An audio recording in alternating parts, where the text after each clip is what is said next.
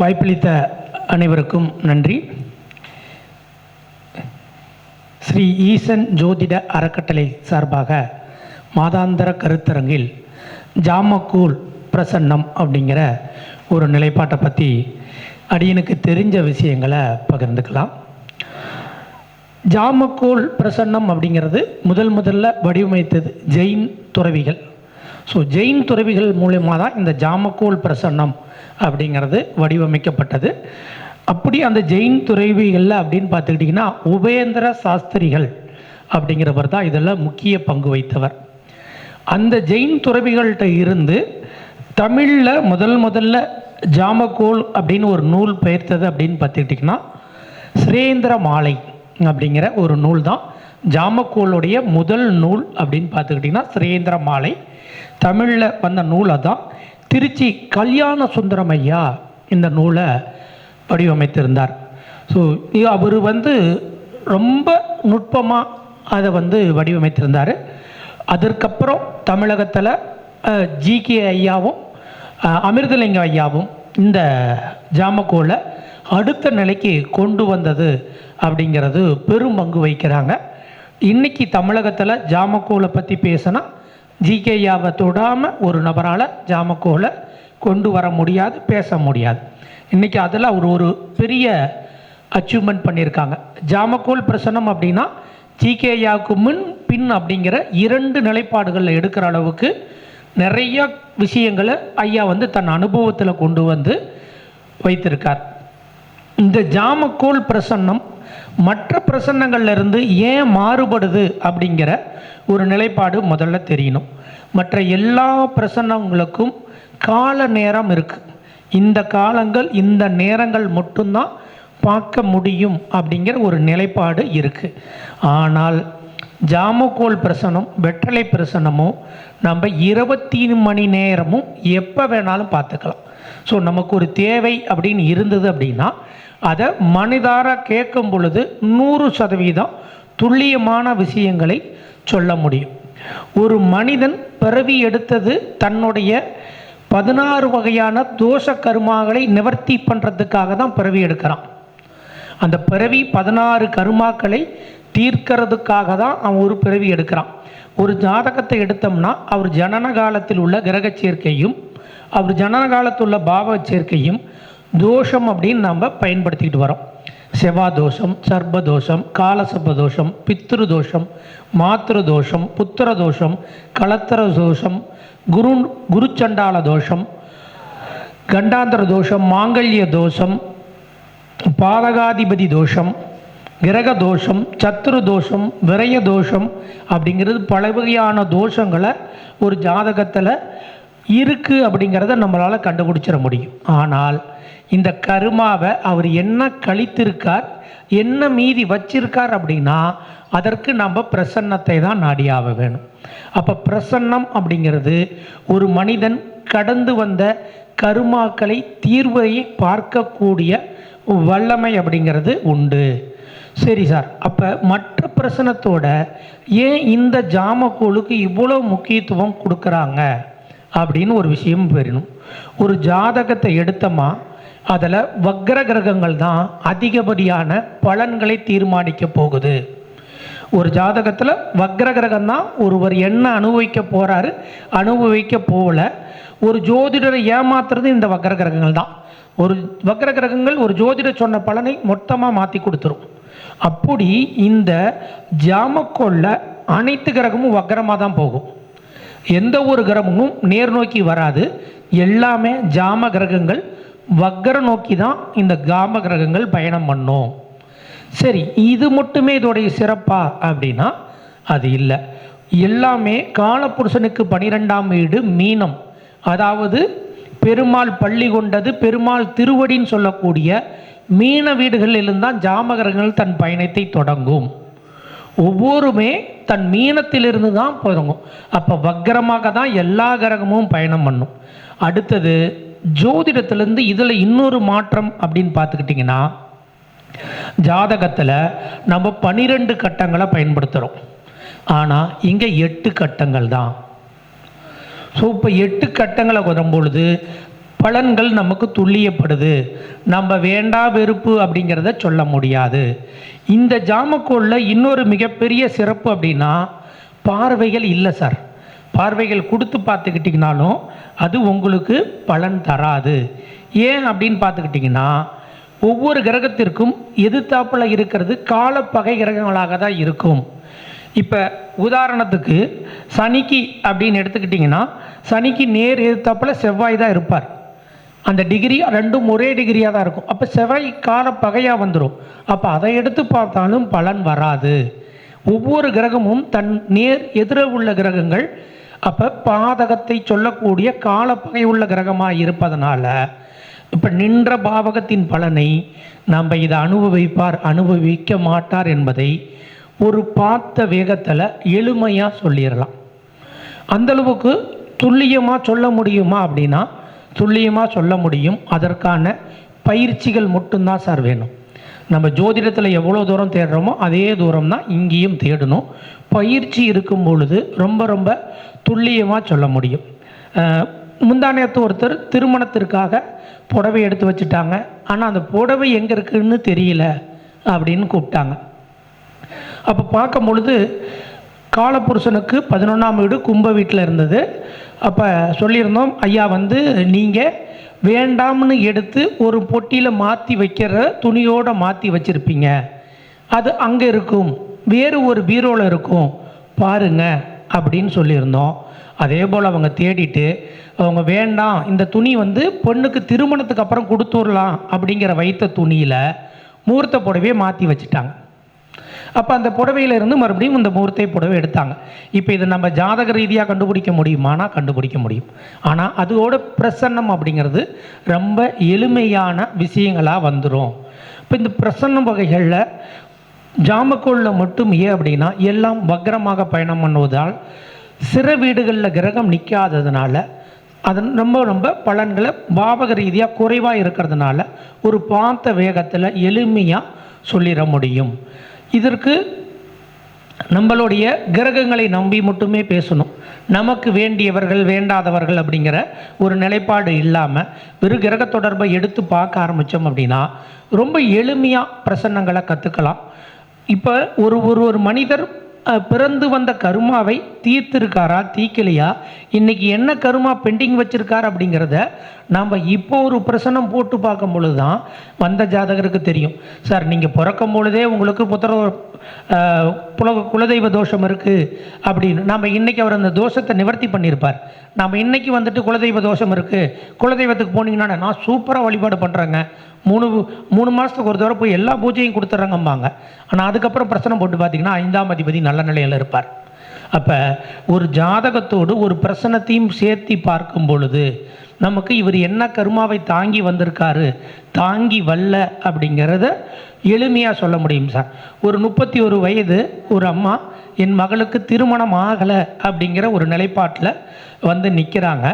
அப்போ அவங்களுக்கு ஒரு பிரசன்னமும் சேர்த்தி நாம் போடுறோம், ஜாதகத்தோடு பிரசன்னம் போடுறோம். அந்த இடத்துல 5ஆம் இடத்துல கவிக்கப்பட்டிருந்தது, அந்த இடத்துல பாம்பு இருந்தது. அப்போ நாம் சொல்கிறோம், அம்மா உங்கள் பொண்ணு வேறு யாரையாவது காதலித்து அதை தெரிந்து நீங்கள் வேண்டான்னு நிறுத்துனீங்களா? ஆமாங்க ஐயா, அதை நிறுத்தணும், எங்களுடைய அண்ணன் பையன்தான், சொந்த வீடு கூட இல்லை, அதனால் நிறுத்திட்டோம். ஐயா அந்த பொண்ணு தான் அந்த பையன்தான் இந்த பொண்ணுக்கு ஆகும், நீங்கள் ஜாதகம் பார்க்குறத விட்டு கொடுத்து போங்க அப்படிங்கிற விஷயத்தை நம்ம சொல்ல முடிஞ்சது.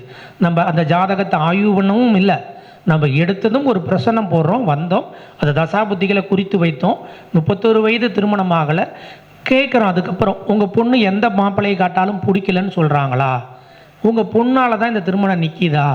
ஆமாங்க ஐயா, போன 15 நாளைக்கு உள்ள ஒரு மாப்பிள்ளை வீடு ஓகேனாங்க, ஆனால் என் பெண்ணில் படிக்கலன்ட்டா. அப்போ உங்கள் பெண்ணின் மனதில் இந்த எண்ணம் இருக்குமா?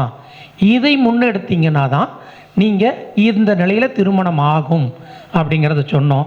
அதுக்கப்புறம் அவங்க விசாரிச்சுட்டு ஆமாம் என் பிள்ளை அவனை தான் திருமணம் பண்ணுவேன் அப்படின்னு சொல்கிறாங்க.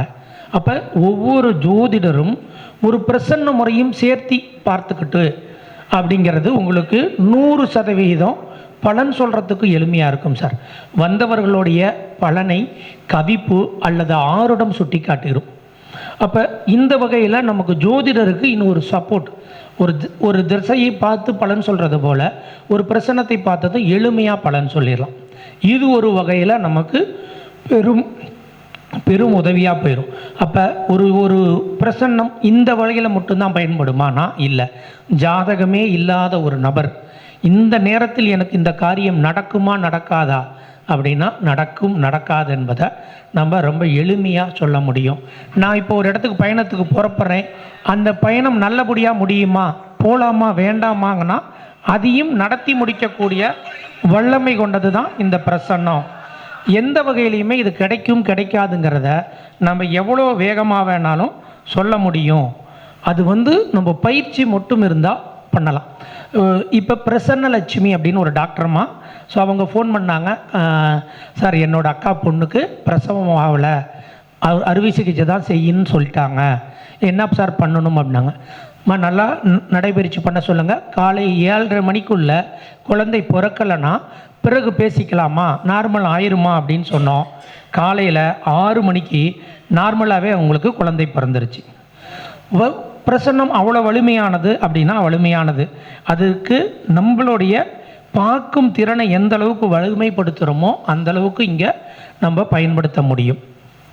சரி, இப்போ பிரசன்னத்தை தாண்டி சில ஜோதிட ரீதியான குறிப்புகளை சொல்கிறோம் சார். ஒரு ஜாதகத்தில் திருமணம் ஆகணும் அப்படின்னு எடுத்துக்கிட்டிங்கன்னா அவருக்கு 1ஆம் பாவகம், 2ஆம் பாவகம், 3, 7, 11ஆம் பாவகம் இயங்கும் பொழுது தான் திருமணம் நடக்கும். இது இயங்கலை அப்படின்னா திருமணம் நடக்காது. இப்போ இந்த காலகட்டத்தில் இந்த திசையே ஒருத்தருக்கு பிறந்து வரவே இல்லை அப்படின்னாலும் அவருக்கு திருமணம் நடக்குது அப்படிங்கிற ஒரு நிலைப்பாடு வரும்.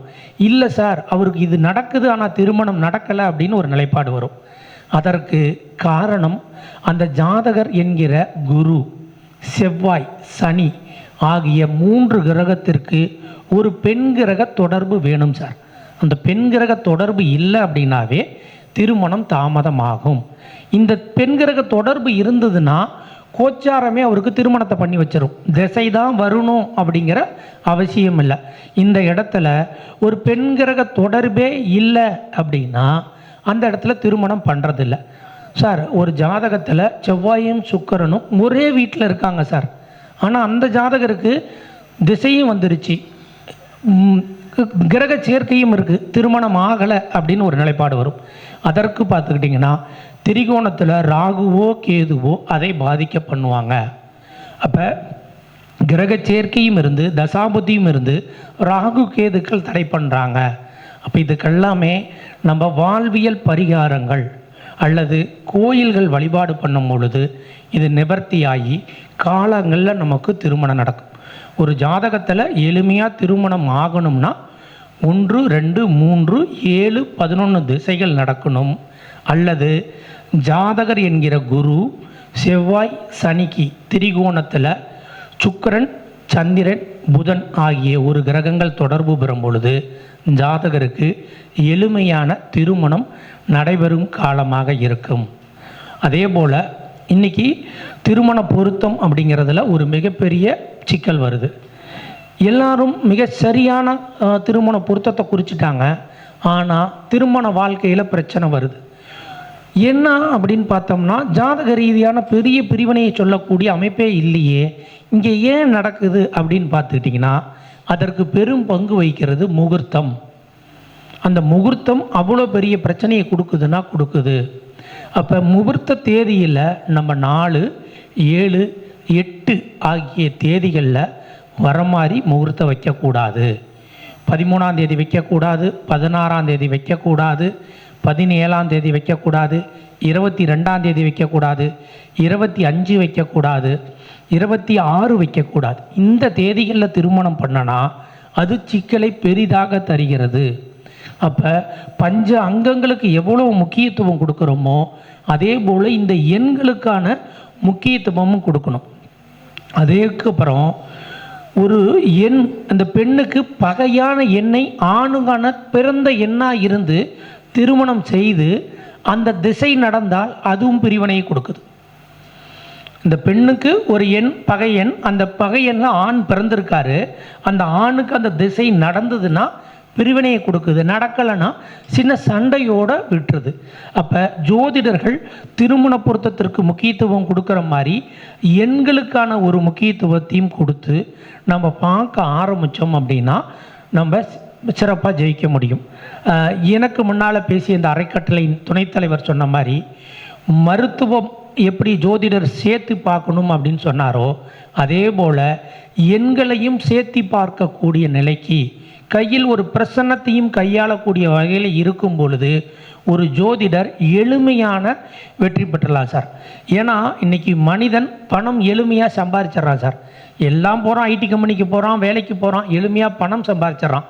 அந்த சம்பாதித்த பணத்தை தக்க வைப்பதற்கோ மனம் நிம்மதியோ அவனுக்கு வேணும் அப்படின்னா நமக்கு ஜோதிடரை தான் நாடுறாங்க.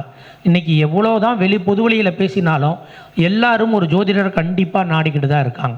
அந்த ஜோதிடர் தன்னை ஒவ்வொரு தகுநிலையாக வளர்த்திக்கணும் சார். நான் வெறும் ஜாதகம் மட்டும்தான் பார்ப்பேன், ஜாதகத்தை தாண்டி பார்க்க மாட்டேன்னு சொல்லக்கூடாது. அப்போ ஒவ்வொரு தகுநிலையாக வளர்த்திக்கணும். ஜோதிடர் என்பவர் யோகா சொல்லி கொடுக்கறது, ஜோதிடர் என்பது ஒரு முத்திரை சொல்லி கொடுக்கறது போல் எண் கணிதத்தையும் தெரிஞ்சுக்கணும், ஒரு பிரசன்ன முறையும் தெரிஞ்சுக்கணும். அப்படி எல்லா விஷயத்தையும் வச்சுருந்தோம்னா ஒரு எளிமையான ஒரு பலனை சொல்லி வந்தவர்களுக்கு பெரிய பாதிப்பில்லாத அளவுக்கு நம்ம வழிநடத்த முடியும். ஏன்னா வருபவர்களெல்லாம் பெரிய பெரிய ஆட்கள் தான். ஐயா சொன்ன மாதிரி ஒரு மருத்துவரே கூட ஒரு கட்டத்தில் அவரால் முடியலைன்னா ஒரு ஜோதிடரை தான் வந்து நிற்கிறார். அவர் மருத்துவர், அவருக்கு தெரியாதது விஷயம் இல்லை, ஆனால் ஒரு ஜோதிடரை தான் வந்து நிற்கிறார். அப்போ மீண்டும் அங்கே நமக்கு அந்த கிரகங்கள் தான் நமக்கு சுட்டி காட்டுது. அதனால் எல்லாரும் ஒரு பிரசன்ன முறைகளை கையாளும் பொழுது எளிமையாக வெற்றி பெற முடியும். வாய்ப்பளித்தமைக்கு நன்றி, வணக்கம், வாழ்க வளத்துடன்.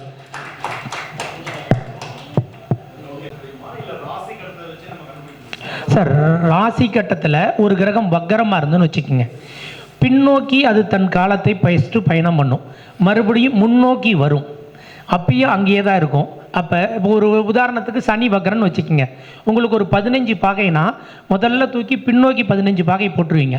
அப்போ அந்த வீட்டில் 15 வருடம் அங்கே பயணம் பண்ணோம், மறுபடியும் நீங்கள் பிறந்த இடத்துல 30 வருடம் பயணம் பண்ணும். அப்போ 45 வருடம் உங்களுக்கு அந்த கருமா இருக்குதுன்னு நீங்கள் பண்ண முடியுமா?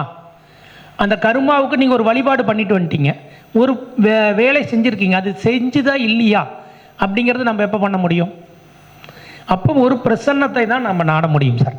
அந்த பிரசன்னம் போட்டு பார்க்கும் பொழுது இப்போ உதாரணத்துக்கு நீங்கள் குலதெய்வம் நல்லா இருக்குது, நான் குலதெய்வத்துக்கு எல்லாம் பண்ணிட்டு வந்துட்டேங்கிறீங்க வச்சுக்கோங்க. போடும் பொழுது உங்கள் 5ஆம் பாவகாதிபதி நீச்சமாக இருந்தால், ஒரு 5ஆம் பாவகாதி கவிக்கப்பட்டால், அல்லது உதயாதிபதி அந்த நேரத்தில் நீச்சமாகவோ கவிக்கப்பட்டால், சார் உங்கள் வழிபாடு இன்னும் ஏற்றுக்கலை சார். சின்ன வக்ர கிரகங்களில் நீங்கள் எடுக்கும் பொழுது பலனை வந்து ஈஸியாக சொல்லிடலாம் சார். ஆனால் வக்ர கிரகங்களில் சனி குரு வக்ரங்கள் உங்களுக்கு அது பின்னோக்கி முதல்ல தன்னுடைய பயண காலத்தை முடித்துட்டு மறுபடியும் முன்னோக்கி அங்கேருந்து தன் பயணத்தை தொடங்கி முடிக்கணும்னா, இப்போ குரு ஒருத்தருக்கு வக்ரமாக இருந்தாரா அவர் பின்னோக்கி ஒரு 8 வருடம் இருப்பார், மறுபடியும் முன்னும் வந்து 12 வருடம் போயிட்டு வந்து அடுத்த 12, 8, 21வது வயசில் தான் தன் பயணத்தை ஆரம்பிப்பார். அப்போ ஒரு குரு வக்ரமாக இருந்தால் 21 வருஷமில் நம்ம அதை எடுத்து சொல்ல முடியும். அப்போ 21 வருடத்துக்கு நீங்கள் பலனை அனுபவிப்பீங்களா, அனுபவிக்க மாட்டீங்களா, அதில் என்ன கடந்திருக்கீங்க அப்படிங்கிறது ஒரு பிரசன்ன முறையில் தான் சொல்ல முடியும் சார். நீங்கள் ஜாமக்கோல் பிரசன்னத்துக்கு எவ்வளோ முக்கியத்துவம் கொடுக்குறீங்களோ, ஒரு ஜாதகத்தை போடும்பொழுது அந்த நிமிட லக்னத்தை போட்டு பாருங்கள் சார். அந்த நிமிட லக்னம் போட்டிங்கனாவே அது உங்களுக்கு பலன் சொல்லும். இப்போ ஒருத்தர் வராரு, அவர் ஜனனகால லக்னம் எதுவாக வேணாலும் இருக்கட்டும், இப்போ இன்னைக்கு வந்திருக்கார், அவருக்கு வந்து கேள்வி கேட்க வந்தவர் இந்த நிமிடம் வராரு, ஒரு விருச்சக லக்கணம் விழுதுன்னு வச்சுக்கோங்க, அவர் ஜாதக லக்கணத்தை விட்டுட்டு இந்த விருச்சக லக்கணமாக போட்டு இன்னைக்கு அவர் கேட்குற எல்லா கேள்விக்கும் பலன் சொல்லி பாருங்க.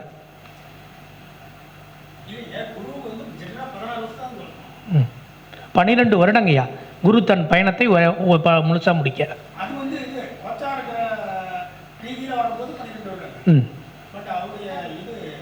சார் தசாபுத்தி நம்ம இங்கே சொல்லலை சார், ஒரு வக்கரமான கிரகம் எப்படி வேலை செய்யும் அப்படிங்கிறத சொல்ல வரும்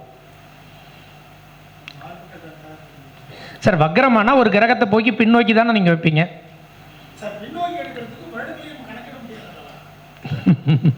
இல்லை சார், அது ஒரு முறை இருக்குது பாருங்கள் சார். வக்கர கிரகங்கள் அப்படிங்கிறது பின்னோக்கி நீங்கள் என்ன காலம் பிறந்தீங்களோ அது பின்னோக்கி அந்த வீட்டிலிருந்து தான் தன் பலனை செய்யும், பிறகு தன் பயணத்தை நேர்கதியாக்கும். அப்போ அந்த வீட்டில் எத்தனை வருடமோ அதை முடிஞ்சிட்டு தான் அடுத்தது இங்கே வரும். இப்போ உங்களுக்கு ஒரு குரு ஒரு 10 டிகிரியில் வக்கரமாக இருக்குன்னு வச்சுக்கிங்க, மீதி 20 டிகிரி நீங்கள் பின்னோக்கி வைக்கும்போது அந்த வீட்டில் தான் வைப்பீங்க. அப்போ முதல் 12 வருடம் உங்களுக்கு அந்த வீட்டிலேயே தான் இருக்கும். 12 வருடம் கழித்து தான் நீங்கள் ஜனனகாலம் பிறந்த இடத்துலேருந்து வரும்.